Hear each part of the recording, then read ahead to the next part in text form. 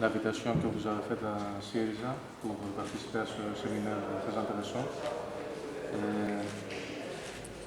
Bon, je vais commencer par vous dire que le succès récent de Syriza, ce n'est pas quelque chose de récent. Bien sûr, le résultat, ça fait maintenant quelques semaines que Syriza est la première force politique de la Grèce. Mais c'est un phénomène qui ne s'est pas construit les derniers 2 ans. Syriza date depuis l'année 2003 où plusieurs organisations de gauche provenant de différentes traditions historiques ont pris la décision de former un espace de dialogue et d'action commune, comme on l'a appelé en Grèce.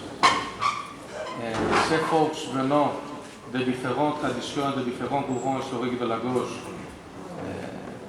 travaillaient ensemble dans les mouvements sociaux. Et donc, c'était la décision de renforcer cette coopération du travail aux mouvements sociaux à une meilleure coopération entre ces organisations. C'était venu comme un développement naturel. Le but, bien sûr, c'était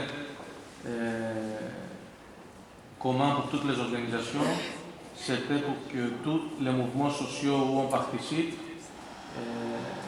ont des succès, ont des victoires, et que ce soit pour la sauvegarde d'un arbre à une rue, ou encore pour la préservation du caractère public et gratuit de l'éducation au niveau national. Et bien sûr, plusieurs autres mouvements thématiques aussi. Et donc la participation des forces politiques et leur coopération dans le forum social grec, d'abord, a aidé vers cette coopération plus renforcée. On était ensemble dans les rues, dans les luttes, mais aussi ensemble dans la gauche. Le mot d'ordre, disons, de l'unité de la gauche radicale restait et reste toujours une de nos priorités. Et en même temps, il est important de souligner que notre travail dans les mouvements sociaux se fait en parallèle avec les mouvements sociaux. C'est-à-dire, on n'essaye pas de devenir l'avant-garde, de contrôler n'importe quel mouvement, mais de travailler en parallèle avec le mouvement d'une façon indépendante. Et les mots qu'on utilise, c'était autour de la théorie de la contamination, qui a commencé en Italie, le débat de se contaminer entre partis et mouvements sociaux, donc d'essayer d'accompagner en tant que parti le mouvement social et de prendre les pratiques qu'on considère intéressantes, mais en même temps d'essayer de faire comprendre que la voix de ce mouvement au niveau des institutions, au Parlement, sera la nôtre. Donc, pour vous faire un petit retour dans l'histoire de Syriza, en 2004, c'était la première fois qu'on était présent aux élections parlementaires en tant que, comme Syriza, qui veut dire coalition de gauche radicale, comme une alliance électorale en 2004. Et à ce moment-là, le seul organe de l'alliance était un secrétariat avec une participation égale de chaque organisation qui participait à Syriza. À ce moment-là, on parle de 12 organisations différentes, mais toutes les organisations, indépendamment de leur force, de leur dimension, du nombre de membres, etc., ils ont chaque organisation a 2 votes dans le secrétariat. Ce qui était intéressant du point de vue qu'à l'intérieur de ces 12 organisations, une d'entre elles, Synaspismos, c'est l'organisation, la composante la plus importante de l'Alliance, qui représentait un 90% de l'Alliance électorale. Et donc, on a pris cette décision d'avoir le même nombre de voix, disons de faire un pas en arrière en tant qu'organisation de Synaspismos, pour faire plusieurs pas en avant vers l'unité. Un des moments très importants du travail de Syriza était les élections municipales de 2006. où on avait des élections municipales et surtout le succès que la liste qu'on a soutenue pour la municipalité d'Athènes, à l'époque, le candidat pour la mairie, c'était Alexis Tsipras, qui est aujourd'hui le président du parti. Et donc, l'expérience de cette liste, c'était que c'était une campagne qui a commencé pas 2 ou 3 mois avant les élections municipales, comme on fait souvent en Grèce, mais un travail qui a commencé plusieurs mois, une dizaine de mois avant la date des élections. Et c'était une équipe principalement composée de jeunes camarades qui avaient travaillé déjà et qui avaient coopéré au sein des mouvements sociaux. L'avantage, c'était donc qu'on connaissait le travail de chacun, on connaissait les points positifs et les points faibles de chacun, et donc ce travail était fait plus facilement. C'était un travail de fond pendant plusieurs mois dans tous les quartiers d'Athènes, surtout en connaissant que pour la municipalité la plus importante du pays, c'était un choc politique d'avoir un candidat de 34 ans, quand en général tous les candidats pour la mairie d'Athènes sont en général des personnalités très connues, en général plus de 55 ans. Et donc en mai de cette année de 2006, on a eu l'organisation du Forum social européen à Athènes, où toutes les forces qui composaient Syriza, mais aussi d'autres forces, ont travaillé pour le succès de ce forum. Et une semaine après la fin du Forum social européen, on a eu un énorme mouvement qui a commencé par les étudiants des universités contre la réforme de la Constitution que le gouvernement proposait à l'époque, où une des propositions était le changement de l'article 16 qui parle que l'éducation est publique et gratuite en Grèce. Et donc le gouvernement a essayé en ce moment d'introduire le secteur privé dans l'éducation. Et pour une année, on avait tout un mouvement d'occupation d'universités voté par les assemblées générales et de mobilisations hebdomadaires, que le plus de temps qui passait, il y avait encore de plus en plus de soutien de la population.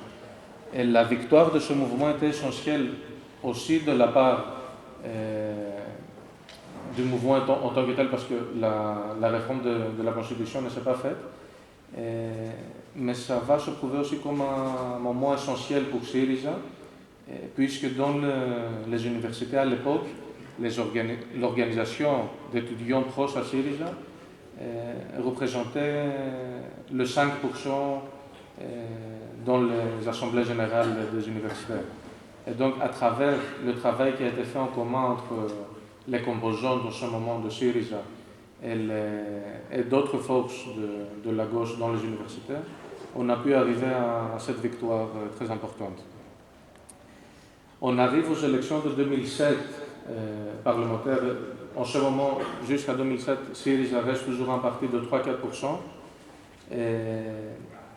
Et on compte toujours 12 organisations qui proviennent de plusieurs tendances, comme je citais, que ce soit eurocommunistes, trotskistes, maoïstes et autres. En 2008, il y a deux événements qui vont marquer l'identité de Syriza. Tout d'abord, c'est l'élection d'Alexis Tsipras en tant que président de Synaspismos, qui c'est la composante principale de Syriza.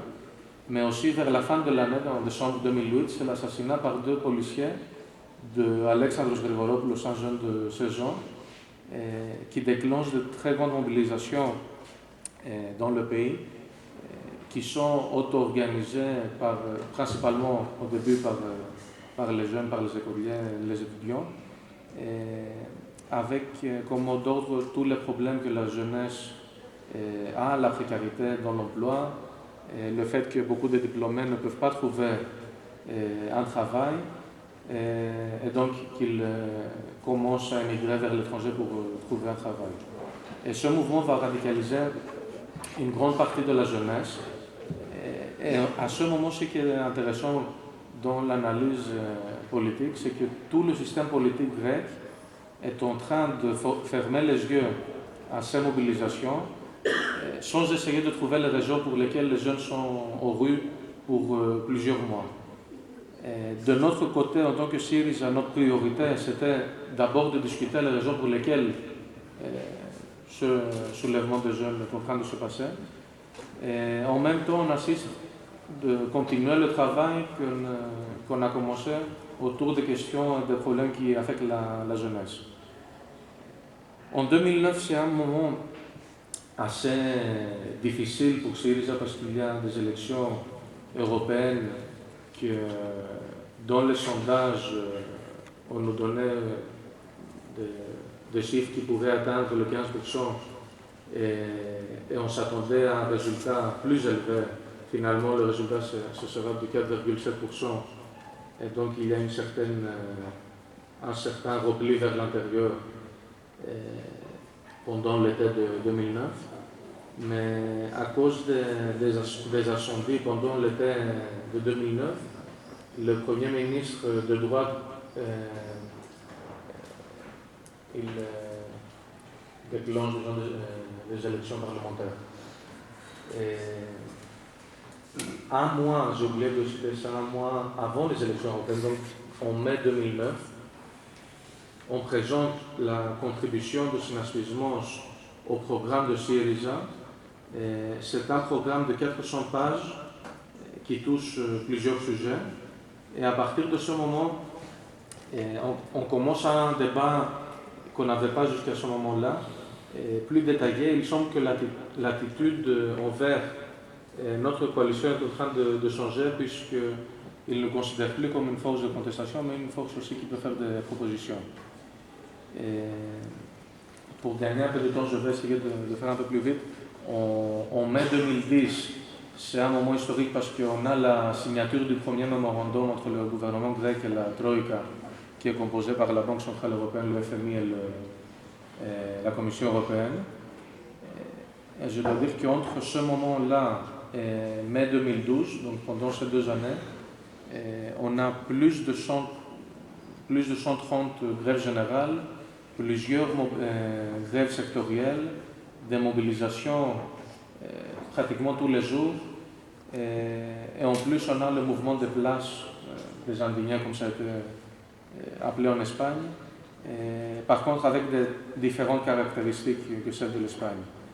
Et dans un climat de mobilisation quotidienne, le congrès de Συνασπισμός, je répète le mot Συνασπισμός parce que c'est la composante la plus grande, c'était la composante la plus grande de Syriza, adopte un document politique qui parle de la possibilité et la nécessité de la gauche à gouverner dans cette situation très fluide, dans cette situation de crise.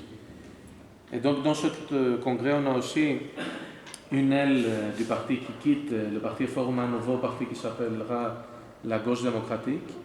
La raison de leur départ, c'est le constat de leur part, mais aussi le constat qu'on a à l'intérieur de l'Alliance, que Syriza doit se renforcer, d'avoir quelque chose de plus que d'être une alliance électorale. La prochaine période, en 2011, on a un remaniement du gouvernement avec la démission du Premier ministre et son remplacement par Lucas Papadimos, qui est le directeur de la Banque centrale grecque, avec le soutien, bien sûr, de la Troïka. Et bien sûr, c'est un technocrate qui forme un nouveau gouvernement avec des personnalités du bipartisme grec, donc de la droite du Parti social-démocrate du PASOK, comme on le connaissait en Grèce jusqu'en 2012. Et donc en 2012, on arrive aux élections parlementaires où la surprise, disons le phénomène de Syriza devient la surprise des élections et dépasse le PASOK, qui était au gouvernement avec la droite, et passe comme deuxième parti avec un 17% des votes. Les négociations pour former un gouvernement de la part de la droite échouent, puisque pour nous, c'était clair à partir du premier moment qu'on ne va pas s'asseoir dans la même table avec les forces qui ont mené à la situation que le pays traversait de la crise et de l'austérité. Et alors que les 3 partis qui vont former un mois plus tard le gouvernement, la droite, le PASOK social-libéral et la gauche démocratique, l'aile qui avait quitté notre parti, et un mois plus tard vont arriver à former une majorité parlementaire. Donc, parmi disons, cette situation qu'il pourrait former la majorité à ce moment-là, le pays est mené de nouveau à des élections sous le prétexte de non-gouvernabilité. Et donc on arrive aux élections de juin 2012 dans un climat de peur et de terreur avec des slogans qui rappellent la guerre civile en Grèce. La droite disait que les communistes vont prendre vos maisons, vos femmes, vos enfants, parmi plusieurs autres messages difficiles. Et donc le dilemme d'un côté, c'est l'espoir avec le programme proposé par Syriza, et de l'autre côté, un programme disons une campagne de terreur présentée par la Nouvelle Démocratie, le parti de droite, qui n'a pas un programme, mais son programme est le mémorandum qui a été signé avec la Troïka. Donc la droite gagne les élections avec un 2% de différence, mais en même temps, elle a 130 députés contre 71 pour nous, puisque la loi électorale en Grèce donne un bonus de 50 sièges au premier parti. Et dans ce climat très compliqué, Syriza prend 27%, mais le résultat nous donne un message très fort. D'un côté, que la population soutient le changement que nous proposons, loin des politiques d'austérité. Et en même temps, la partie, disons, la catégorie, disons, du vote de Syriza, Syriza était le premier parti dont les âges, soi-disant productifs, entre 18 et 65 ans. Et on a perdu en réalité les élections à cause du vote de plus de 65 ans. Et en même temps, c'est intéressant de souligner que c'est un vote de classe qui est très clair, surtout dans la région d'Athènes, entre les quartiers les plus riches et les plus populaires de la ville. Et malheureusement, en même temps, dans ce climat très fluide, on a aussi l'émergence de l'Aube dorée, une organisation criminelle composée de fascistes et de néo-nazis. Et quelques semaines plus tard, on décide, comme Syriza, de transformer l'alliance électorale en parti politique. Et depuis ce moment, disons, de 2012, notre parti triple sa base et on passe de 15 000 membres. On arrive aujourd'hui presque à 50 000 membres. Et en parallèle, on continue de réactualiser le programme pour le changement politique. Et on arrive à 2014, et donc aux élections qui viennent de passer en Grèce. On avait 3 élections en même temps, locales, régionales et européennes. Mais je vais parler que pour les européennes parce que on a donné un caractère plus politique et plus central aux élections européennes. Et donc c'est la victoire claire de Syriza à ces élections. Notre slogan, c'était, pour la campagne électorale, on vote et ils s'en aillent, et on vote la gauche pour la première fois en s'adressant à toute une partie de la population qui n'avait jamais voté pour la gauche. De nouveau, c'est un vote de classe qui est très clair. On a la même situation que dans les âges productifs, entre 18 et 65, on est la première force. Et dans ce contexte que le pays passe de mesures d'austérité, de crise, on a aussi un contexte de crise humanitaire. Et là, il y a un travail qu'on considère comme très important, qui n'a pas commencé maintenant en 2014, mais depuis peut-être les années 2006-2007, autour du slogan que personne ne doit être seul face à la crise. Et donc, c'est par rapport au développement des réseaux de solidarité, c'est-à-dire des structures qui se développent dans tout le pays, des structures qui sont autogérées, la participation est volontaire, que ce soit pour des centres médico-sociaux où il y a des médecins qui aident comme volontaires, puisque du moment qu'en Grèce tu es en chômage, tu n'as plus accès au système de santé publique. Et en ce moment, il y a un énorme problème autour des questions de santé. Et en parallèle, il y a aussi des structures qui sont autour de l'éducation, des structures de soutien aux écoliers pour les pauvres de l'école, parce que après l'école publique, tous les enfants vont faire les mêmes cours à une école privée ou en général un salaire sur deux dont employés par cette direction. Et en même temps, il y a plusieurs structures d'équipes légales pour soutenir des mouvements de désobéissance qui se développent dans tout le pays, que ce soit pour le non-paiement d'une taxe imposée dans la facture d'électricité que le gouvernement utilise l'argument que si vous ne payez pas cette taxe, l'électricité chez vous sera coupée.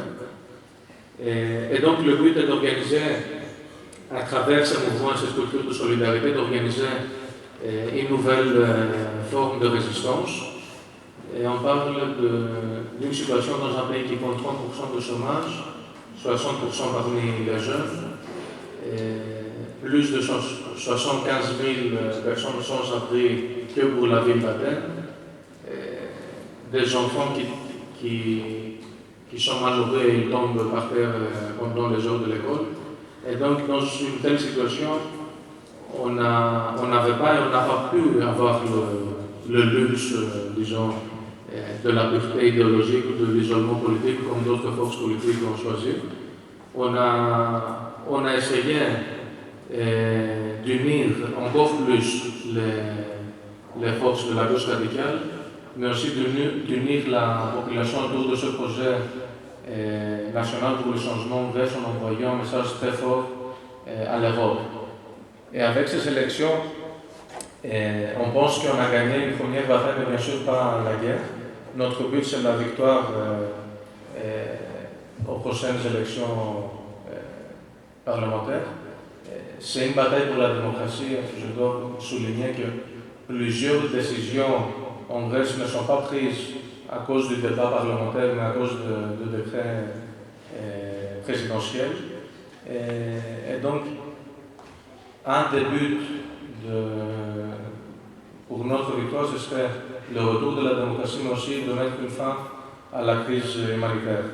Et donc, vers cette direction, on propose un programme de reconstruction productive du pays, comme on l'appelle en Grèce, pour relancer l'économie du pays, puisque dans cette période entre 2010 et 2014, un quart du produit intérieur brut a été perdu à cause de ces mesures d'austérité.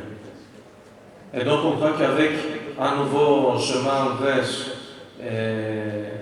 qui pourrait commencer dans quelques mois, parce qu'on pourrait provoquer des élections le mois de février 2015, où il y a l'élection du président de la République, qu'en ce moment, le gouvernement n'a pas la majorité nécessaire pour élire le président par eux-mêmes. Et donc, on croit que dans quelques mois, s'il n'y a pas d'autres développements jusqu'à ce moment, on aura l'émergence d'un gouvernement de gauche en Grèce. Et donc, un gouvernement de gauche qui va donner de nouvelles perspectives aussi en Europe, puisque ça ne va pas être seulement pour les intérêts du peuple grec, mais aussi pour tous les peuples européens. Et c'est quelque chose qu'on essaie aussi de faire comprendre que la situation, le changement dans un pays comme la Grèce, en connaissant que c'est un pays sur les 28 de l'Union européenne, ça pourrait fonctionner comme un effet dominant par rapport aux forces de la gauche européenne, et aussi dans les autres pays. Mais ça pourrait provoquer un tel séisme politique, puisque pour la première fois, il y aura un chef d'État dans ce Conseil européen des 28 qui dira ouvertement clairement son objection à ces politiques d'austérité, travaillant bien sûr pour les besoins des peuples européens. Et à part le sujet de l'austérité, un des sujets qu'on croit qui pourrait être déterminant, disons, dans cette nouvelle composition du Conseil européen serait aussi la question des dettes que plusieurs pays en Europe doivent faire face, parce que ce n'est pas que les pays qui ont été appelés PIGS, les cochons, les pays du sud de l'Europe, le Portugal, l'Italie, la Grèce et l'Espagne, mais il y a 15 pays de l'Eurozone qui ont le même problème de la dette, que c'est un problème qui doit être résolu, pas au niveau de chaque pays séparément, mais ça doit être une solution politique européenne. Et donc, de notre part, bien sûr, on salue le débat qui est fait aujourd'hui et cet effort que vous commencez pour la construction de ce front commun contre le margin. Chez vous, c'est cette lutte, chez nous, c'est la lutte qu'on donne pour le renversement de ces politiques qui sont en train de détruire nos vies. Et on a plusieurs aussi exemples d'unité, d'action, d'unité aux luttes dans plusieurs autres pays, pas seulement du sud de l'Europe, mais aussi de la région méditerranéenne. Et comme ça a été décrit par certains camarades pour nous, c'est un peu étrange d'entendre que Syriza, pour certains pays, certains mouvements, ça devient une sorte d'exemple. Mais en ce moment, il semble que, à part Syriza qui existe en Grèce, on a entendu parler du Syriza galicien, de la Galicie en Espagne, donc de l'exemple d'unité qu'ils essaient de faire là-bas. Dans Syriza en Italie, l'Italie, je dois souligner, la gauche italienne a pris la décision de former une liste unitaire qui a été appelée Une autre Europe avec Tsipras. C'est un développement qui est intéressant pour ceux qui font peut-être qui sont des chercheurs de politique ou qui suivent la gauche en Europe. C'est très intéressant d'avoir un pays qui choisit d'avoir comme nom de sa liste le nom d'une personnalité politique d'un autre pays. Ça pouvait être, par exemple, si au Maroc on décidait de faire une liste avec Hama Hamami, par exemple. C'est telle la comparaison, mais c'est aussi en même temps important pour nous, pour comprendre qu'il y a beaucoup de monde qui observe en ce moment la Grèce qui constitue ce laboratoire de l'austérité. Et donc, il y a même des discussions similaires où ils utilisent l'exemple de Syriza, qui arrive même jusqu'en Australie ou même au Canada. Et donc, ce laboratoire de l'austérité que la Grèce était devenue, on pense que bientôt ça deviendra aussi le laboratoire qui se soulève, et le laboratoire qui donne, comme on l'espère, le début d'un changement politique dans une série de pays dans toute la région. Pour ne pas prendre plus de temps, on va avoir aussi la possibilité de discuter ensuite. Bon, je vous remercie encore une fois pour cette invitation. Je souhaite tout le succès dans les initiatives. Et bien sûr, bientôt, on serait capable de parler aussi des changements politiques, pas seulement dans nos pays, mais j'espère dans toute la région de la Méditerranée.